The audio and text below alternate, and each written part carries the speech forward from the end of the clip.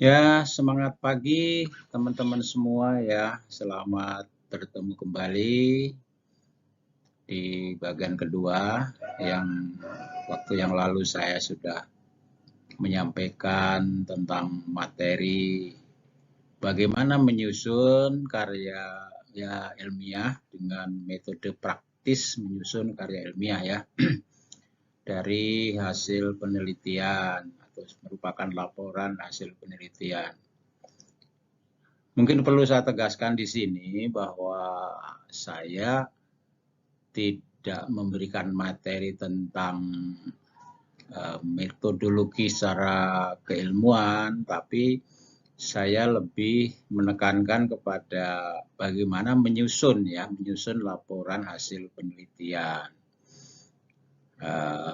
Khusus ini saya peruntukkan kepada teman-teman yang dalam tanda kutip mungkin agak sedikit kesulitan bagaimana menyusun laporan ya. Karena kadang-kadang laporan dibuat tidak sistematik, misalnya. Oleh karena itu, pada kesempatan ini di bagian kedua, saya ingin mencoba juga berbagi ilmu ya untuk bagaimana kita menyusun laporan hasil penelitian. Ya, tentu jangan lupa ya subscribe-nya dari teman-teman semua. Di bagian kedua ini masih di bab 1 tentu karena baru memulai ya. Jadi kalau kemarin di 1.1 saya membahas tentang latar belakang masalah. Nah, kemudian di bagian 1.2 kita akan membahas tentang bagaimana kita menulis identifikasi masalah. Di sini pengertiannya bahwa tahap permulaan dari penguasaan masalah di mana objek dalam suatu jalinan tertentu bisa kita kenali sebagai suatu masalah. Ya, itu menurut Surya Sumantri ya. Oke, itu mah konsep, tapi saya lebih menekan kepada praktisnya, bagaimana menulis secara praktis identifikasi masalah. Kemarin sudah saya sampaikan di latar belakang bahwa latar belakang itu saya analogikan sebuah bangunan rumah. Rumah itu biasanya banyak masalah-masalah, itu masalah kecil atau masalah besar. Ya, ada mungkin banyak cicaknya, banyak cecaknya ya begitu, atau mungkin banyak kecoaknya, atau mungkin banyak hal-hal lain, mungkin bocor, genteng bocor dan lain sebagainya. Nah, itu semua kalau kita ingin melakukan perbaikan, maka kita harus identifikasi dulu dari masalah-masalah tadi. Nah, begitu juga dalam penelitian, Anda sudah menulis paling tidak dari 8 paragraf yang saya sampaikan di bagian pertama kemarin, itu mestinya sudah kaya dengan masalah-masalah. Artinya yang kita tulis per setiap paragraf tentu sudah mengandung permasalahan-permasalahan. Nah, oleh karena itu, dari latar belakang tersebut, kita coba di bagian kedua kita mengidentifikasi masalah. Nah, untuk mengidentifikasi masalah adalah tentu masalah terkait dengan variabel yang akan kita teliti. Ya, fenomena-fenomena apa dari masalah di latar belakang itu yang akan kita teliti. Nah, ya ini konseptual ya. Jadi variabel itu tentu yang kalau kemarin saya contohkan tentang budaya kerja, bahwa budaya kerja itu akan terkait dengan variabel-variabel lain dan kemungkinan ada masalah, misalnya terkait dengan kinerjanya, dengan budaya kerja yang baik atau yang kurang baik, bagaimana kinerjanya, dan di dalamnya kenapa sampai baik dan tidak baik, itu pasti ada dimensi-dimensi yang mendukung tentang budaya kerja tersebut. Nah, oleh karena itu perlu kita identifikasi. Nah, syarat penulisan dalam identifikasi masalah yang pertama adalah bahwa identifikasi masalah itu berupa pernyataan atau kalimat negatif. Pernyataan atau kalimat negatif. Jadi kita tidak perlu mendeskripsikan secara panjang ya. Maka perlu di pointer 1, 2, 3 dan seterusnya ya. Jadi tidak naratif ya. Sebaiknya memang di poin, karena dengan di poin nanti akan ketahuan oh yang terjadi berapa masalah.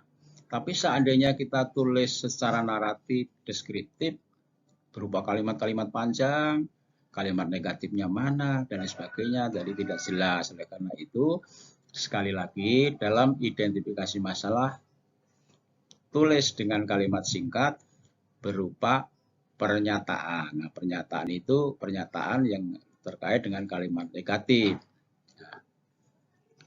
Yang perlu diingat oleh teman-teman bahwa saya sering menemukan menulis identifikasi masalah 1, 2, 3, 4, 5 misalnya.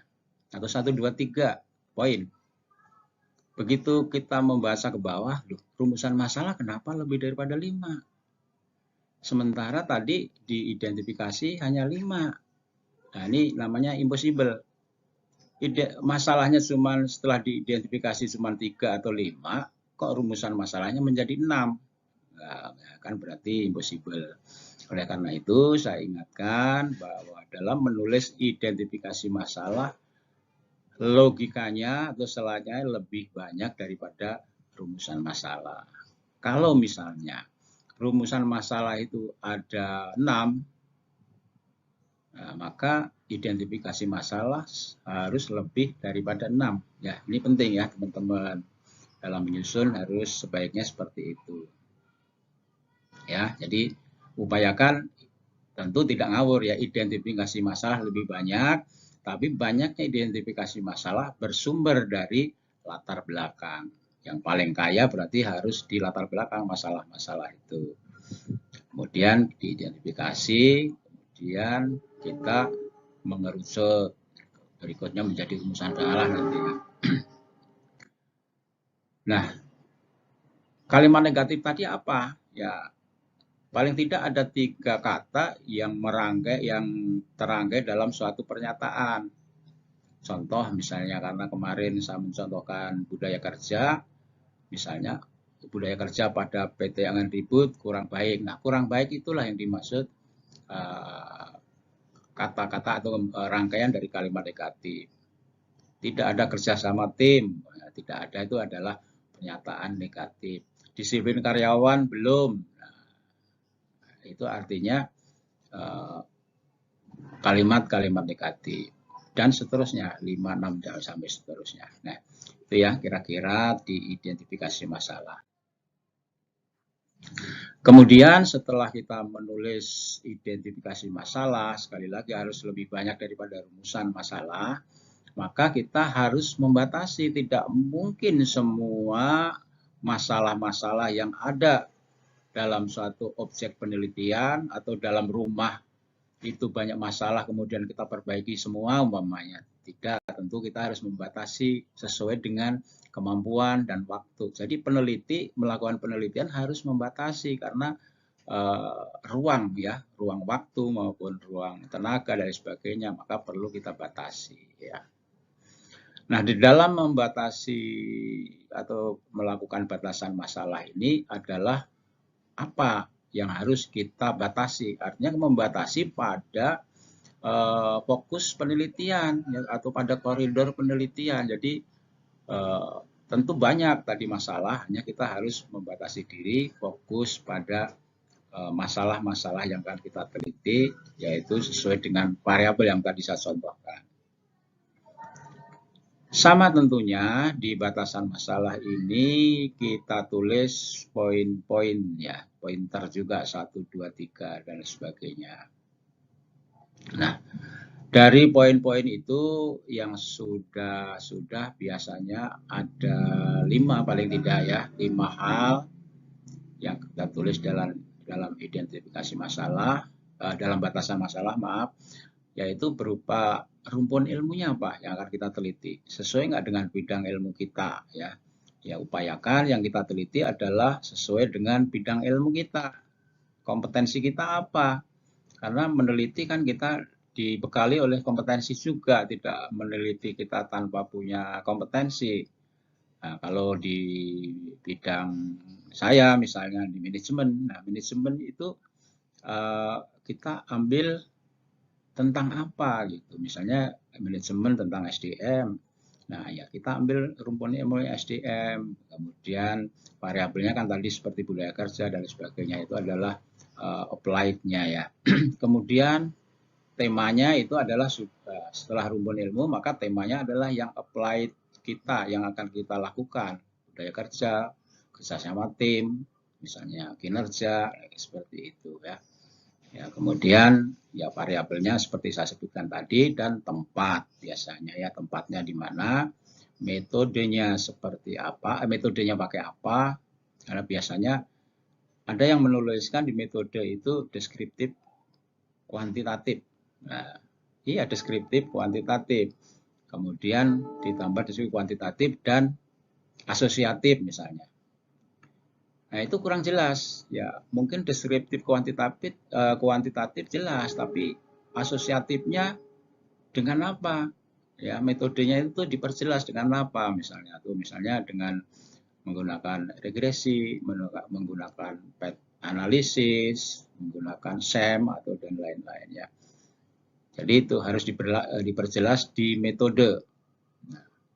Kadang-kadang juga ada yang salah teman-teman, metodenya dengan SPSS, ya, jangan salah ya. SPSS itu tool ya, alat untuk menganalisis. Jadi perlu disebutkan, tetapi SPSS adalah sebagai alat. Ya, ini mungkin yang perlu diingat juga oleh teman-teman. Syarat penulisan tadi sudah saya sampaikan ya. Rumpun ilmu, variabel, tempat, metode, dan sebagainya. Ya, contoh misalnya contoh batasan masalah. 1. Penelitian dalam bidang ilmu manajemen. Temanya tadi pengaruh bla bla bla dan seterusnya ya. Kalau pakai pengaruh berarti kuantitatif, tapi kalau misalnya analisis efektivitas kerjasama tim, nah itu berarti karena di situ ada variabel mandiri, berarti biasanya itu kualitatif. Ya, contoh seperti itu contohnya. Nah, kemudian poin ketiga, pelaksanaan penelitian dilaksanakan di PT yang atribut jalan apa dan sebagainya. Kemudian metodenya jelaskan, deskriptif, verifikatif. Verifikatifnya dengan PET analisis. Nah, kalau misalnya studi kasus, nah itu biasanya kualitatif. Makanya dalam judul kalau kuanti biasanya di sana kalimatnya pada PT angin ribut. Kalau mau pakai studi, studi saja, tapi jangan pakai studi kasus. Tapi kalau judulnya saja sudah pakai studi kasus, biasanya itu kualitatif. Ya, itu jadi tergantung teman-teman mau pilih kuanti atau kuali. Ya. Nah, kalau misalnya di kuanti alat analisisnya SPSS. Kalau misalnya di kualitatif dengan melakukan wawancara atau snowball system. Nah, snowball system itu adalah ibarat salju ya. Jadi salju itu semakin bergulir ya. Bola salju lah ya. Bola salju semakin bergulir semakin besar. Kira-kira seperti itu. Jadi lebih mendalam, artinya kualitatif lebih melakukan wawancara secara mendalam. Nah, itu contoh dari batasan masalah ya, minimal ada 5. Oke, mungkin di bagian kedua, teman-teman hanya itu yang bisa saya sampaikan. Nah, kemudian tentu di bagian ketiga nanti saya akan bahas tentang rumusan masalah dan tujuan ya. Yang kadang-kadang juga nanti perlu juga kita perjelas antara rumusan masalah dan tujuan penelitian. Baik teman-teman, semangat pagi ya. Sampai ketemu di sesi berikutnya. Dan kenapa saya sampaikan semangat pagi ya, kita sama-sama menyadari ya, biasanya dalam berkarya, beraktivitas itu akan lebih bersemangat kalau dimulai dari pagi. Ya, kira-kira seperti itulah ya. Oke, terima kasih. Sampai ketemu di sesi ketiga. Sekali lagi, mudah-mudahan saya berbagi ini bermanfaat bagi teman-teman, dan jangan lupa kalau misalnya ada hal yang perlu dikonsultasikan, silakan Anda hubungi dengan nomor yang sudah saya sampaikan, saya tulis di sini. Terima kasih, semangat pagi. Assalamualaikum warahmatullahi wabarakatuh.